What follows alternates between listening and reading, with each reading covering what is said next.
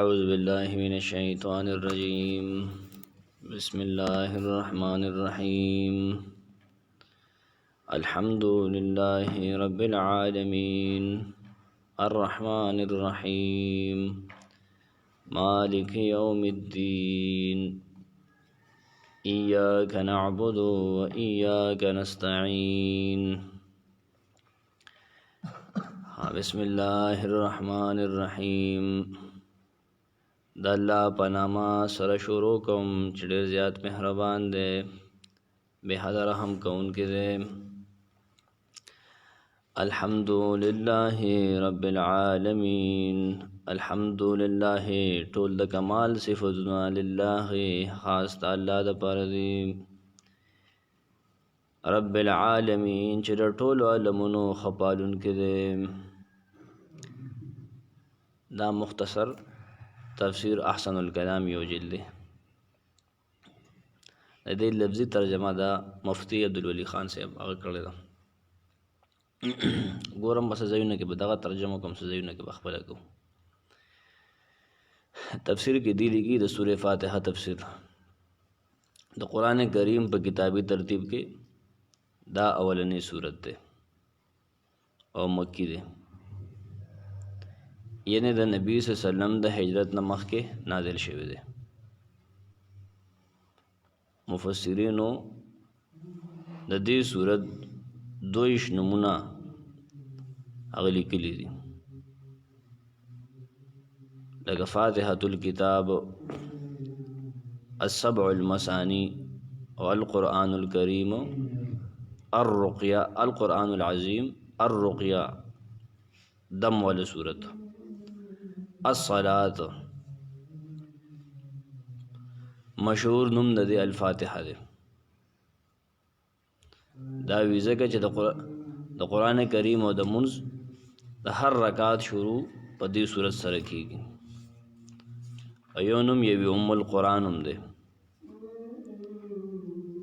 په دې صورت کې د قرآن کریم مقصدونه او اصول راغونډ کړي شوي دي.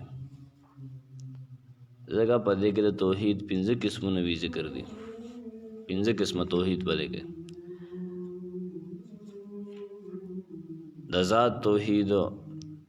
د ربوبیت توحید،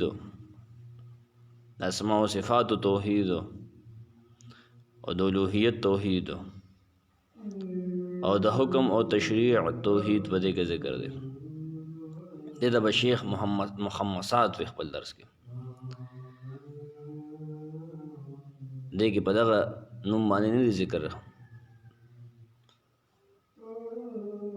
دغه شان په دې صورت کې د معرفت 15 قسمونه ذکر دي. د الله د پیژنګلو، د الله تعالی د ذات معرفت دې کې ذکر دي. رب العالمین دې، الرحمن الرحیم دې، مالک یوم الدین دې. داغه د صفات او معرفت تا ته وکي. صفات په دغه پیژنې،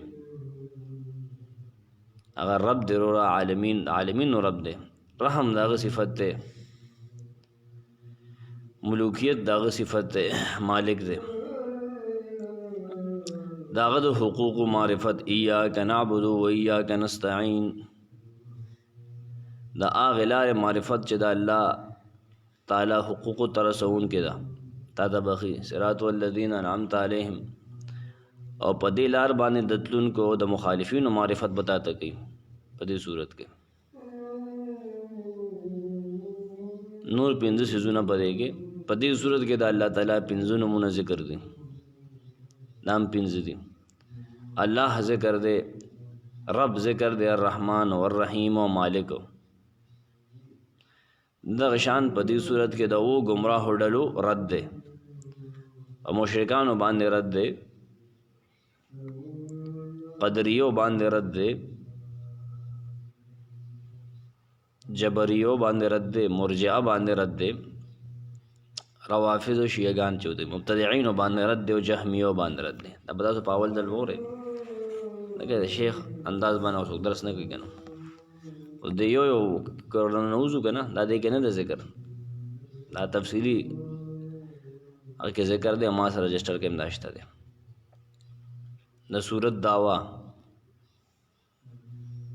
صرف د الله لپاره، خاص د الله لپاره، یعنی یوازې د الله لپاره د الوهیت صفات ثابتول الحمدلله کې چې خدای توب څومره کارونه دي، صفات یعنی کارونه او صفات دواړه په دې صفت کې داخل دي، هغه صرف د الله لپاره دي. ها هغه کې داسې بل څوک نشو کولی. خلاصه بدای اول دعوه ذکر کې چې الحمدلله، بیا درې دلیلونه: رب العالمین، الرحمن الرحیم، مالک یوم الدین، دلائل. بیا د عبادت په توحید سره او استقامت سره دغه نتیجه ذکر ده. ایاک نعبد و ایاک نستعین، خج صفاتونه د خدای توب الله الذین، رب العالمین دغه رحمان الرحیم دغه مالک یوم الدین، نمون یوازې غل عبادت کوو، پته ولګی دا بس مونږ باغل عبادت کوو، مونږ دیو پیژندو، داغه نه به خدای توب امداد غواړو، نه نتیجه ده. بیا دعا تعلیم دی، چلو تخی اهدنا الصراط المستقیم کې دغه څه دی. بیا درې وډلو ذکر دی، یو منون کې د دوه نه منون کې دي. بسم الله الرحمن الرحیم، بسم بعد استعانت مدد غوښتلو لپاره ده. با تل اسمانو باندې تقریبا چرازی دلته کې بعد استعانت تا څوک بعد الساق هم وي، مونږ یوځای کې دل یوځای کېږو که نه. بسم الله بعد استعانت معنا امداد غوښتل دي که نه، یوازې بې دغه معنی کوي. نو کلمه الله اسم ذات دی، اسم ذات دی، دا هغه ذات چې د کمال ټول صفتونه پکې راجمع دي، د نقصان او زوال نه پاک دی الله. الرحمن یعنی هغه ذات چې په دنیا کې نعمتونه عام دي، د لویو نعمتونو والا دی. دا دی وی لکه بل تفسیر هم شته دی چې دغه رحمت مسلسل دی او ډېر دی که نه. رحمان الرحیم، الرحیم یعنی په خپلو خاصو بندګانو باندې په دنیا او آخرت کې خپل خاص رحمتونه او نعمتونه کوي. نه دی کې رد دی په بسم الله کې پسې شي په شرک فی الاستعانت باندې چې امداد د الله نه غواړه، د بل چا نه مه غواړه.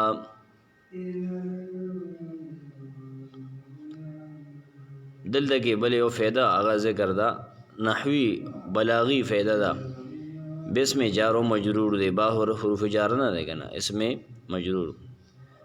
نه ده. باستعین فعل مؤخر مقدر هغه پټ پورې دا متعلق دی. بسم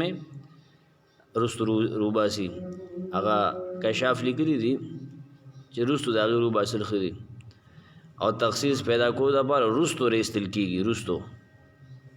نو معنی دا ده چې خاص د الله د هغه الله په نوم چې رحمان الرحیم دی مدد غواړم. بسم الله به دا معنی که شروع کوم وی که نه رستو به روباسي. نو په هر کار او هر حال کې خصوصا د قرآن کریم د لوستلو په وخت کې الحمدلله ټول صفتونه او کارونه د خدای توب لله یوازې الله لدی، خاص هغه لدی، بل چا له نه دي، بل مخلوق له نه دي. دا کلمه الحمدلله د سورت دعوه ده، او دا کلمه د 5 سورتونو په سر کې راغلې ده، لکه سورت الانعام کې راغلې، په اول کې سورت کهف کې راغلې، سورت سبا کې، سورت فاطر کې نیک راغلې ټولو کې. د دې نه علاوه په قرآن کریم کې دا کلمه ډېر زیاته راغلې ده، ډېرو ځایونو کې راغلې. حمد لفظ حمد په لغت کې ستاینې صفت کولو ته ویلی شي، او په قرآني اصطلاح کې د الله تعالی هغه صفتونه کولو او بیانولو ته ویلی شي چې هغه د خپل ځان دپاره په قرآن کریم کې او یا ورته رسول الله صلی الله علیه وسلم په حدیثو کې بیان کړي دي. دغه ته به حمد وی، د ځان نه به حمدونه نه بیان الا لوي. او دغه صفتونو خلاصه دا ده د الله د صفاتو کوم چې قرآن کې ذکر دي او کوم رسول الله ذکر کړي دي، خلاصه دا ده چې تصرف او واکمني واکداري چوته ویلی شي. مطلق اختیار او د غایب او د حاضر او د ماکان او ما یکون سچی شي او سچی کیږي علم یواد د الله تعالی سره ده، او دا د الوهیت صفتونه دي. الوهیت صفتونه تصرف، مطلق اختیار، د غایب او د حاضر علم او د ماکان او ما یکون علم، نه صرف الله سره د الوهیت صفت ده. لله لام جاره راغلی شروع کې لله د تخصیص لپاره دی، یعنی صرف د الله لپاره دی. یعنی دغه صفاتونه د الوهیت چې کوم ذکر شو دا یوازې د الله تعالی لپاره دی. هیڅوک ورسره دی کې شریک نشته، نه نبی نه ولی نه پیری نه ملک فرښتہ نه پیر نه فقیر نه هیڅ یو بل مخلوقو. رب العالمین چې پالونه کوونکې د ټول مخلوقات دی، د ټولو عالمونو هغه ښه پالونکی دی رب العالمین. تفسیر دا د الله صفت دی رب العالمین. او د دعوی د پاره د الحمدلله د پاره اولنې دلیل دی. بیا دا صفت مشرکان هم د الله تعالی د پاره منلو. لکه سورۃ مومنون 86-87 آیتونو کې سورۃ مومنون 23 آیت ته کنه 23 سورۃ ته پای کې 86-87 آیتونو ته وګوره. سورۃ المومنون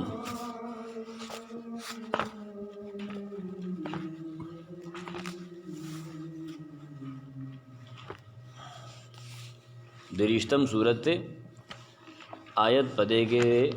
86 اور 87 در ربوبیت صفت مشرکان منی خواہ د مکه مشرکانو مانو لوسنی نه منی. التوی قل من رب السماوات السبع ورب العرش العظیم. تدی تو آیا تپوس ته وکا من رب السماوات سوک دے رب د اسمانونو ورب العرش العظیم او د ډېر لوی عرش رب هغه څوک دی تپوس ته وکړه. سیقولون لله دی به ضرور وایي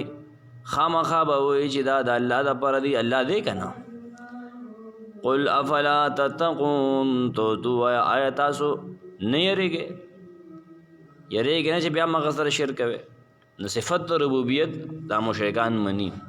بیا هم مشرکانو سوچ وکړه دا د هغې حواله وه که نه.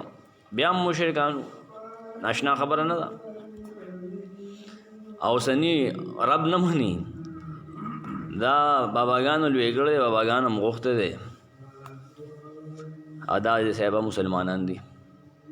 ښکلی مسلمان دی وي. نو سورۃ مومنون سورت 23 آیت 86 او 87 کې د دې ذکر رب د تربیت نه اغستل شوی دی. یعنی یو شی په دمه د خپل کمال ته رسول تربیت کول کنه، روحانی هغه بدنی یا روحانی. په تربیت کې دوه خبره شامل دي، یو د پالنې خبره په دې کې شامل ده بنیادی، او بل د جون تیرولو اسباب پیدا کول نام تربیت ته. د جون د تیرولو اسباب پیدا کول نام تربیت ته. لکه څنګه لکه باران ورول د جون سبب ده د تربیت ته. خوراک ورکول او اسکاک ورکول وغیرہ. او بل لغې سره بل خبره بل شرط د ربوبیت لپاره سره په دغه اسبابو کې د پالنې اثر پیدا کول، برکت چې وته ویلی شي اثر په دې کې پیدا کول. او به تس کې مړې کې بنا اثر پکې نشته کنه. نو په بو کې دا د تندې ماتول اثر چا چولې دا الله چولې دی. په زهرو کې د مرګ اثر چا چولې دا الله چولې دی. نادرې خبرې په دې کې ځان سره نوٹ کې ها د پالنې او د جون تیرولو اسباب پیدا کول لکه باران او خوراک او اسکاک وغیرہ. بیا په دغه اسبابو کې د پالنې اثر پیدا کول دا ربوبیت دی، دا تربیت دی. ماشوم ته وګوره، موږ ته به شیخ وي، ماشوم ته وګوره الله ولا خېټه کې خوراک ورکوي که نه، د مور خېټه کې. بیا چې لوی شي نه غاښونه نی ورکړي کم دی د په تنظام کړي،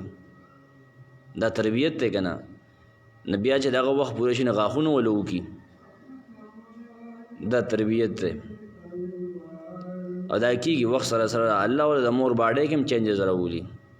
پی ولا پیدا کړي بیا ولا پی ختم کړي. تربیت الله شروع کړی دی که نه.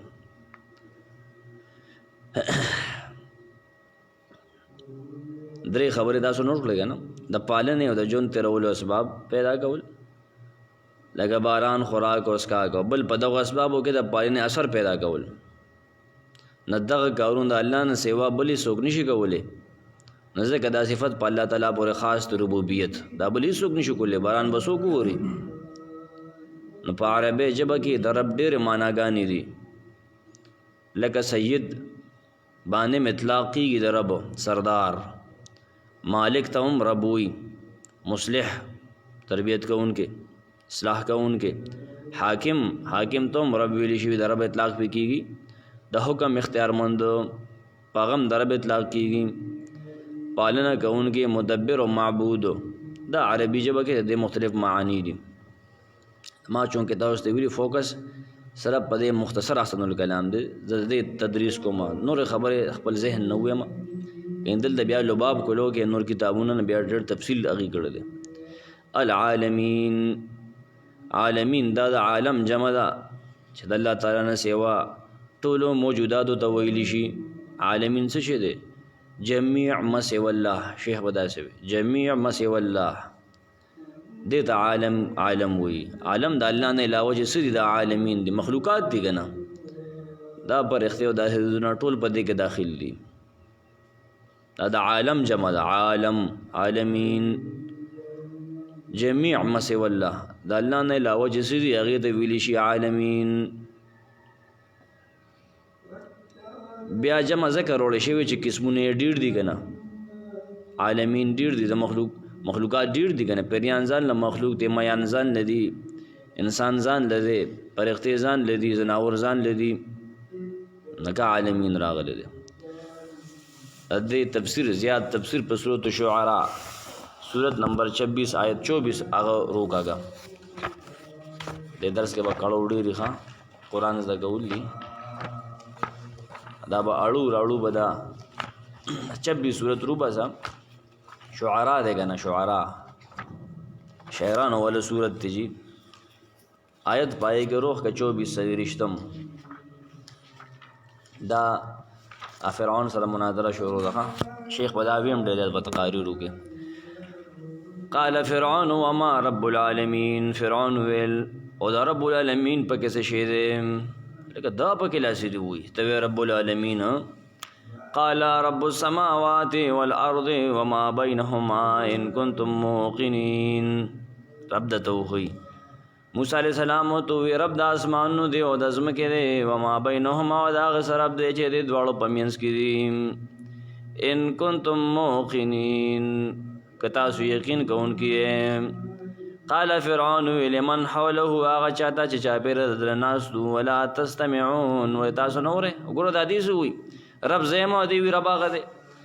قال موسی علیہ السلام تو وی ربکم، ستاسو رب دی رب العالمین، ستاسو رب دی و رب آبائکم الاولین، او ستاسو د مخکنی مشرانو رب دی، پلارانو ربم دی. قال موسی فرعون ان رسولکم الذی ارسل الیکم لمجنون. بېشک هغه رسول چې تاسو ته لېږلی شوی خو لیونی دی. وګورئ دا موسی لیونی دی، مخامخ خو ته لګیا دی. قال موسی علیہ السلام تو رب المشرق والمغرب. موسی علیہ السلام جواب ته خیال دی، هغه تا خبرې ته نه پرېږدي، پراپیګنډه کوي، لګیا وي، ته خپله خبره جاري ساته، په هغه باندې خو توحید داسې لګي لکه ګولۍ پې لګي. رب المشرق والمغرب، رب د مشرق او د مغرب دی. وما بینهما، او د هغه څه رب دی چې دې په منځ کې دي. ان کنتم تعقلون، که چېرې تاسو د عقل نه کار اخلئ. دغه ځای دې دپاره دا نوټ کړئ 24 26 او 28 سورة شعراء کې دغه ځای و. دې کې نور آیتونه هم شته دی، نور هم شته. فرعون سره بله مکالمه هم شوې ده. هغه یو ځای کې جواب کې ویلي ګوره د مصر د دریابونه زما په امر نه دي روانه، زه رب نه یم. شیخ به وي بل چا بار پاسپورټ نه ورکوو که نه، بس هغه ته خو عالم ورته به صرف مصر ښکارېده، بار نور عالم نه منو. یو آیت تفسیر شو. الرحمن الرحیم، دې معنی کې ډېر زیات مهربان دی، الرحیم او بې حده رحم کوونکی دی. الرحمن الرحیم دې آیت کې د الله تعالی دوه نور صفتونه ذکر دي. دا دعوی دا پارا دا الحمدللہ دا پارا دلائل دی، دلیلون دی. چو دا خدای توب کارونه ولې هغه له خاص دي؟ ځکه چې هغه ډېر مهربانه دی، رحمان دی او رحیم دی، بې حده رحم کوونکی دی. دا ځکه هغه له خاص دي، بل چاله نه دي. دا دواړه ټکي الفاظ د رحمت ناغستی شوي دي. رحمان مشتق اصل چې کوم دی مصدر اصل نه چې دا اشتقاق شوی دی هغه هم رحم دی او د رحیم هم رحم دی. نه کله چې دا د الله تعالی په صفت کې راشي که نه نه معنی رحم احسان فضل و نعمت کول وي او کله چې د بنده په صفت کې راشي نه معنی زړه نرم کېدلی. دې کې فرق دی. بل رحمان لفظ اطلاق په مخلوق نه کېږي او رحیم هغه کولی شي مطلق رحیم ویل شي الرحیم نشي ویل رحیم ویل شي بغیر د عبد اضافت نه او عبد الرحمن هغه ویل شي صرف رحمان مخلوق ته نشي ویل. چا خو نومونه یې رحمان علی او محمد رحمان دا خو غلط دي سړیا دا خو غلط دي دا خو د سر نه صحیح نه دي. محمد څنګه رحمان کی دی شي چا ګل رحمان دی او چا څنګه دی هو عبد سره ډېر بهتر دی. مالک یوم الدین مالک اختیار مند دی مالک ته بادشاہ دی څوک بادشاہ معنی کی بادشاہ معنی صحیح نه ده هغه به صحیح وکړي چې قرات مالک وي مالک ته اختیار مند یوم الدین د ورځې د بدلې ورځ د قیامت ته مالک یوم الدین دې آیت کې د الله تعالی بل صفت ذکر دی او دام د دعوی د پر دریم دلیل دی. مالک د ملک ناغست شوی دی ماخوذ دی اختیار منو واکمنو واکدار په معنی کې او په دې معنی سره د الله تعالی پورې خاص دی. هر دنیا کې هم بعد خلک مالکان دي کنه خو نه هغه مجازي مالک دی وقتی دی عارضی دی.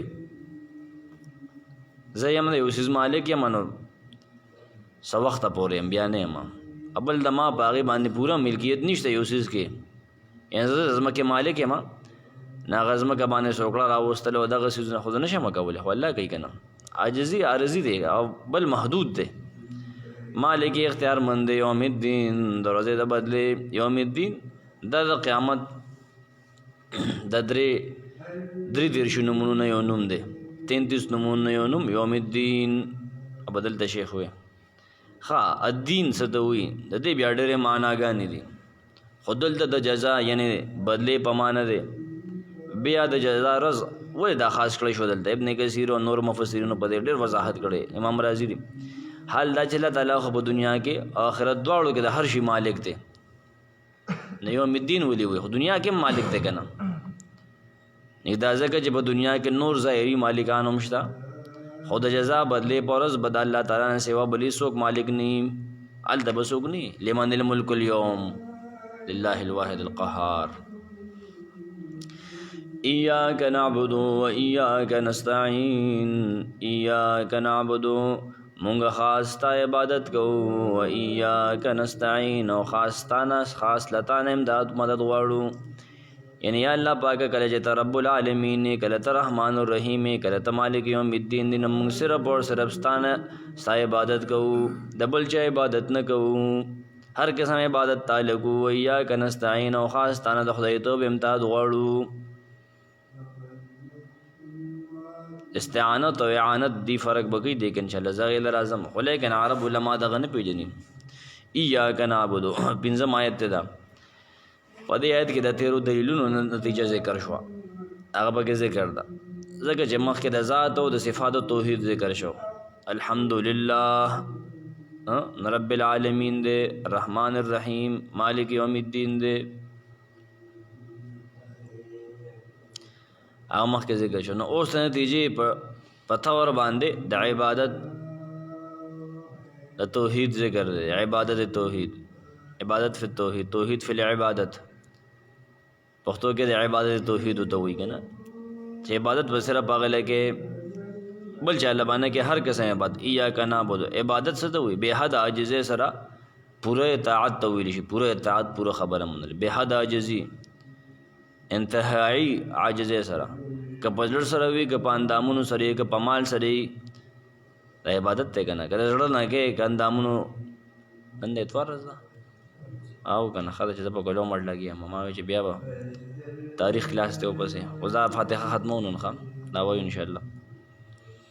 که هغه فرض وي که سنت وي که مستحب وي او که د مکروه او حرامو نه ځان ساتل وي دا ټول عبادات دي د عبادت مختلف پهلوګان دي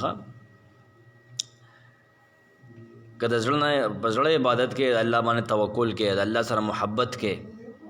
د زړه نه اندامونو باندې کې ذکر کې لاس باندې الله یادې په ژبه باندې الله یادې سترګو باندې قرآن تلاوت کې قرآن اورې په غوږونو باندې سجده کې رکوع کې لاس په نامه ولاړې دا د بدن عبادت دی که نه حج دی طواف دی سر خریل دي دا د الله لپاره کول دي ښه که په مال سره وي نظر نیاز منښته صدقه دا به د الله په نوم ورکولی کېږي نه که دا فرض وي ام عبادت دی که سنت وي ام عبادت دی که مستحب وي ام عبادت دی کې به که مکروه او حرامو نه ځان ساتلي لکه نشه مه کوه دا حرام د اسلام کې منع ده دا چې نه کې دا عبادت دی که نه ځان بچ کول د غلط کار نه دا هم عبادت دی د حرام خورې نه ځان بچ کول دا عبادت دی که نه زمونږ خو الحمدلله د اسلام داسې دین دی چې په دی کې هر حکم د الله منل عبادت او مونږ پوهېږو نه که نه مونږ سره قدر نشته وإیاک نستعین او یا الله مونږ صرف ستانه امداد غواړو وإیاک او خاص تعالی لفظي معنی بدی خاص تعالی یعنی آواز تعالی صرف اور صرف تعالی صرف ستانه نستعین مونږ د خدای توب امداد غواړو هغه ما فوق الاسباب هغه چې د انسان په اختیار کې ني د مخلوقات په اختیار کې ني هغه امداد مونږ ستانه غواړو لفظي تحلیل د دې دغه دی د عبادت نرستو استعانت هغه په خصوصیت سره یاد کړی شه دلته کې سپیشل ذکر د استعانت وکړو نور سی ولې لکه نه ذکر کول دا ځکه چې په عبادتونو کې مدد او دعا غوښتل اصل عبادت دی اصل عبادت دغه دعا غواړه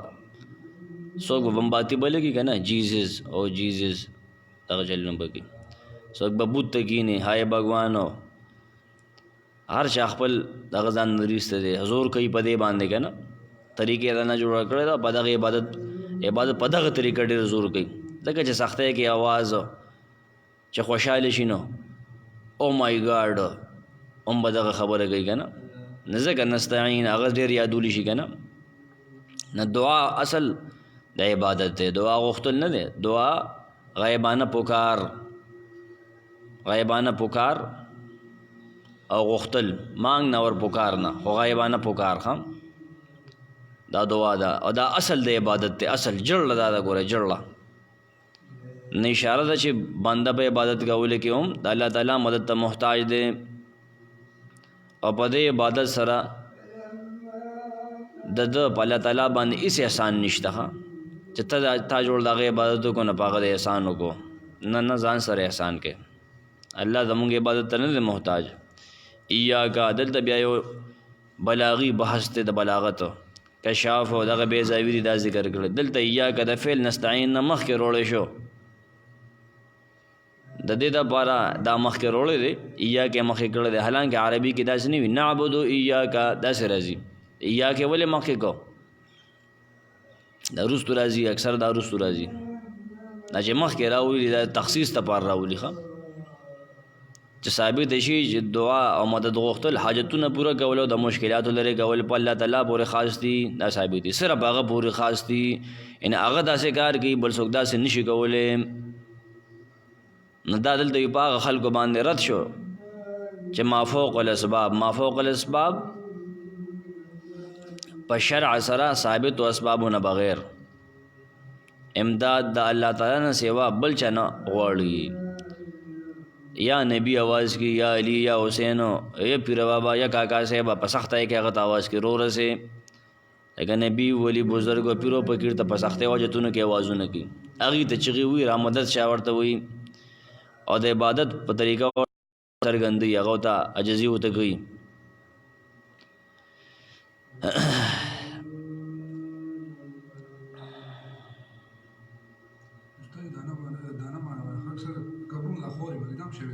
بالکل شرک دی ځکه دغه طریقې علاج دا خو بدعت دی دغه طریقه د علاج د قبر خوره په دانه باندې اچول که نه دا ګناه ده دغه طریقه نه ثابتو طریقې علاج به هغه کوم چې شریعت کې ثابت دي دم اچولی شي ژوندی انسان که نه دوايي د لګولی شي دانه د لسیرلی شي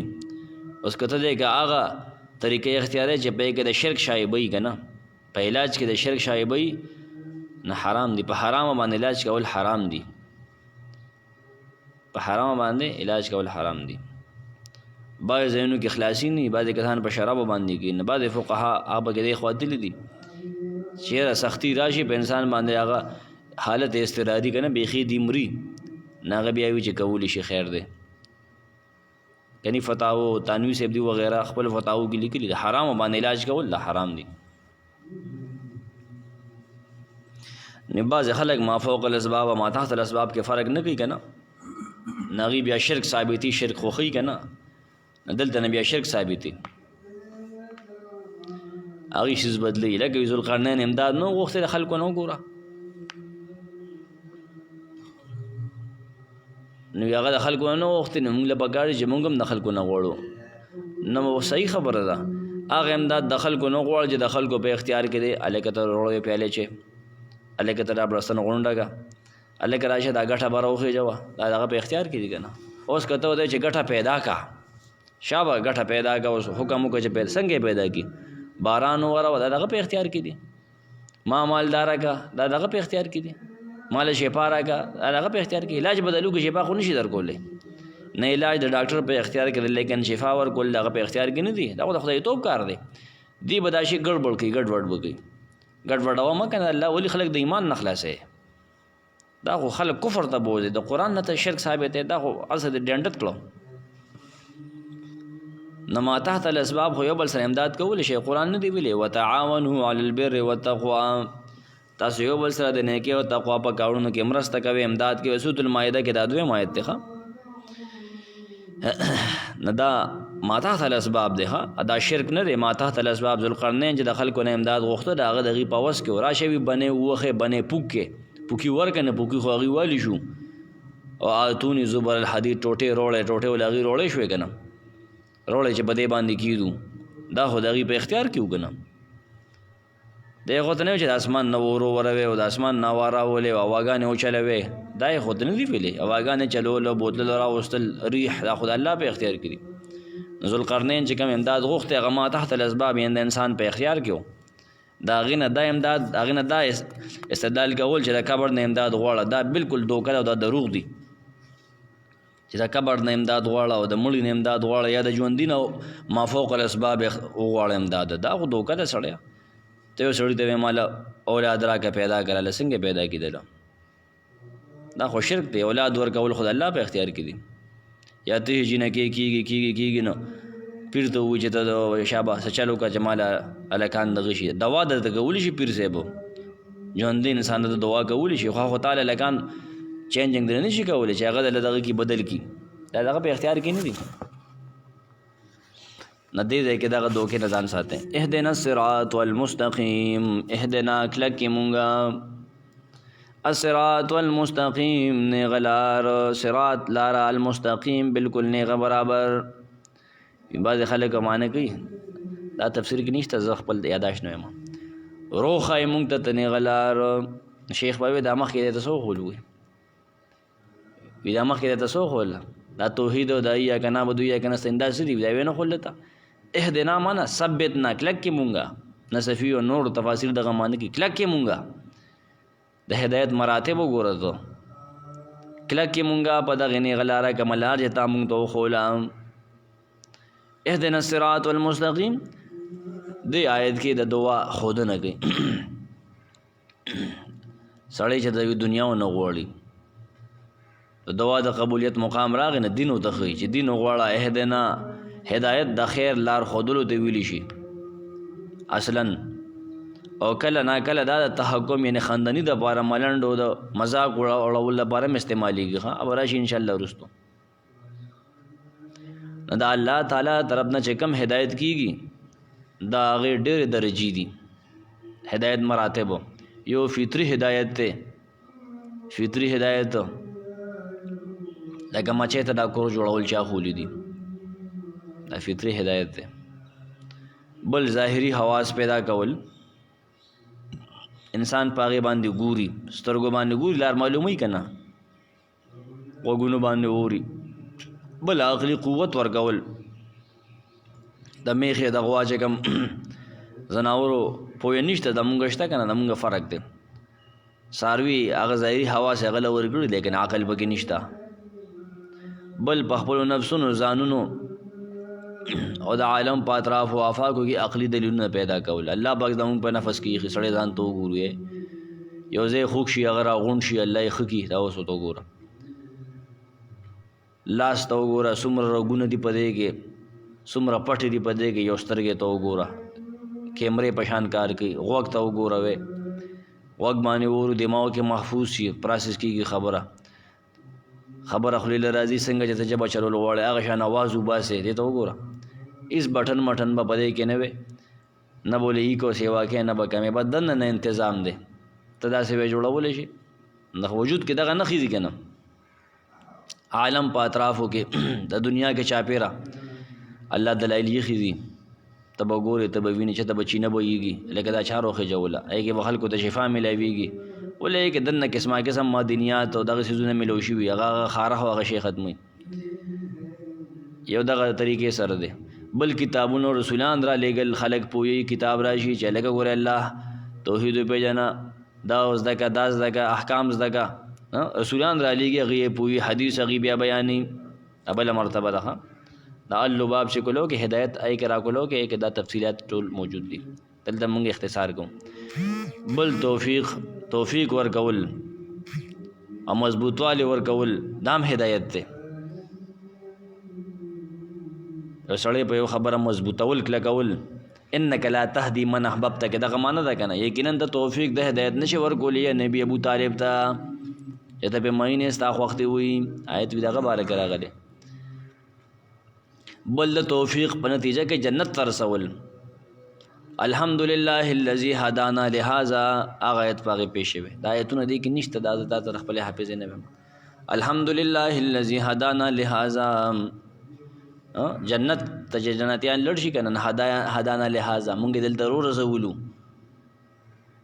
د هدایت مختلف مراتب دي ځکه دا چې تا نه پېژندلې بیا معنی غلطې کې نه دلته په آیت کې هدایت د توفیق او مضبوطوالی په معنی کې دی شیخ لیکي مضبوطوالی کلک کې مونږ په دې باندې دلته په دې معنی باندې دی او د دې درجې نسبت یوازې الله ته کېږي بس صرف هغه ته کېږي بل چا ته نه کېږي کلک کې مونږ په دې هدایت باندې کلک کې مونږ په دې توحید مونږ کلک کې مونږ د دې نه مه کږئ یا ربا الصراط والمستقیم الصراط لار المستقیم نیغه بالکل برابر یعنی داسې لاره ده چې زیاتې کمیو کوږوالي پکې نه مستقیم هغې ته وي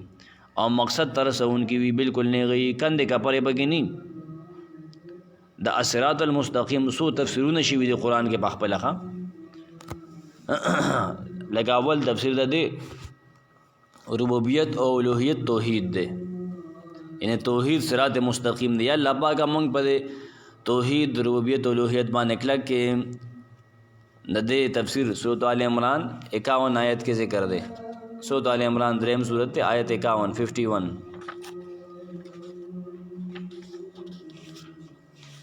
ان الله ربي وربكم فاعبدوه هذا صراط مستقیم یقینا الله زما رب دی او تاسو رب دی توحید فی ربوبیت شګنه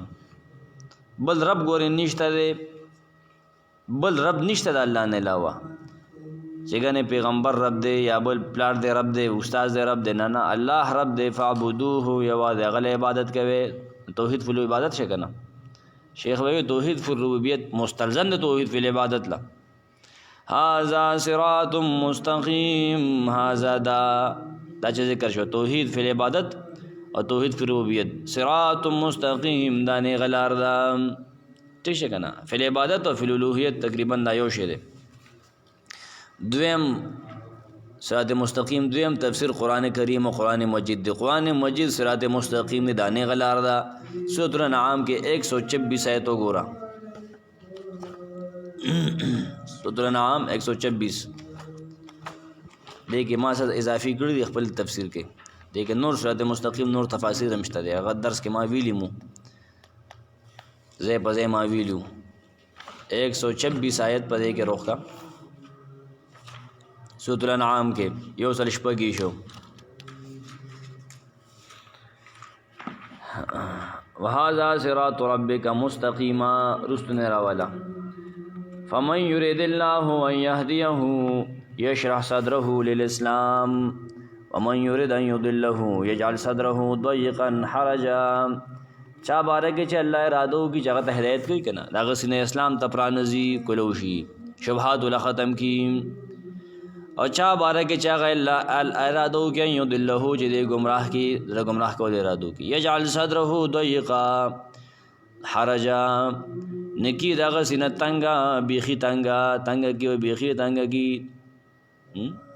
کانما یصعد فی السماء گویا کہ پورته اسمان د فسخته سره خيږي اسلام پیدا سے بدلږي دا قسم شبهات دا ولیو شو کله په صحابه اعتراض کله په حدیث اعتراض كذلك يجعل الله الرجس على الذين لا يؤمنون همدارنګ الله پریتی اچي باغ کسانو باندې چې ایمان نه وروړي او دا قران صراط ربک مستقیما استاد ربونه غلار دا قد فصلنا الآيات لقوم يذكرون یقین مونږه آیتونه واضح بیان کړی دي قوم د پاره چې نصیحت اخلي کم ځای کې قران کې کنه په دې صراط مستقیم کې دا انبیاء اولا رغ صراط مستقیم دی سورۃ الصافات وګورا 37 سورۃ آیت 118 د ټولو پیغمبرانو لار هغه صراط مستقیم ده ته صراط مستقیم غواړي د پیغمبر لار خپل کې کنه 37 سورۃ الصافات وګورا پایږي آیت 118 یو سره تلسو سورۃ الصافات یو سره تلسم آیت پکې وګورا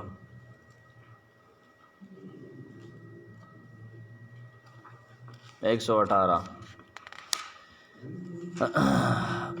ونصرناهم فكانوا هم الغالبين مونږ د دې مدد کو نوم دی غالب شول واتیناهم الكتاب المستبین امونږ دغه دواړو ته ډېر واضح کتاب ورکړو وهدیناهم الصراط المستقیم مونږ دغه دواړو ته نه غلار خودلی وا ان غلار د انبیاء ولار وا دغه انبیاء یادی دغه ته مونږه هم دې دواړو ته مونږه غنی غلار خودلی وا سورۃ یاسین سره مایت کولوګا یاسین دنه د ګرست راشه والقران الحکیم انک لمن المرسلین علی صراط مستقیم دا غزه ده یاسین قسم دې په قران باندې چې ډېر حکمت ولري انک لمن المرسلین بشکات د رسولانو نه علی صراط مستقیم پنه غلاره زمونږ د پیغمبر لار نه غلا د انبیاء لار ده نانوټ شو کنه سلورم تفسیر د دې څه ده د رسول د طریقې تابع کېدل داغه د لارې تابع کېدل سورۃ الزخرف 43 سورۃ آیت 61 43 نمبر سورۃ آیت 1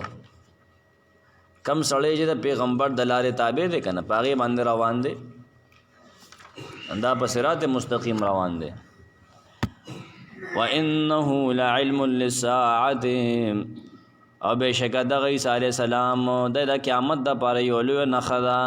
د قیامت نخدا عیسی علی السلام د برازي قیامت ته نږدې مرزا غلام احمد قادیانی خپل نوم د سوند دیو دا عیسی علی السلام نه دی مړه نه بروزی دی نه ذلی دی او نه شرعی دی او دا هیڅ نه دی هغه سه بوتل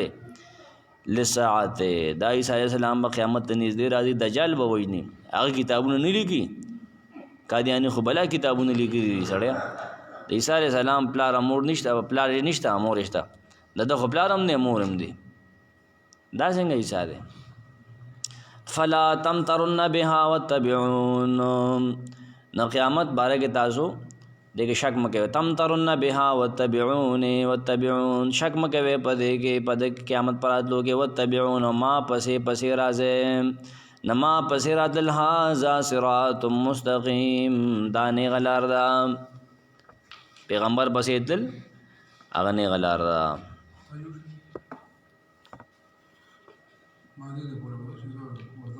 صراط الذين أنعمت عليهم غير المغضوب عليهم ولا الضالين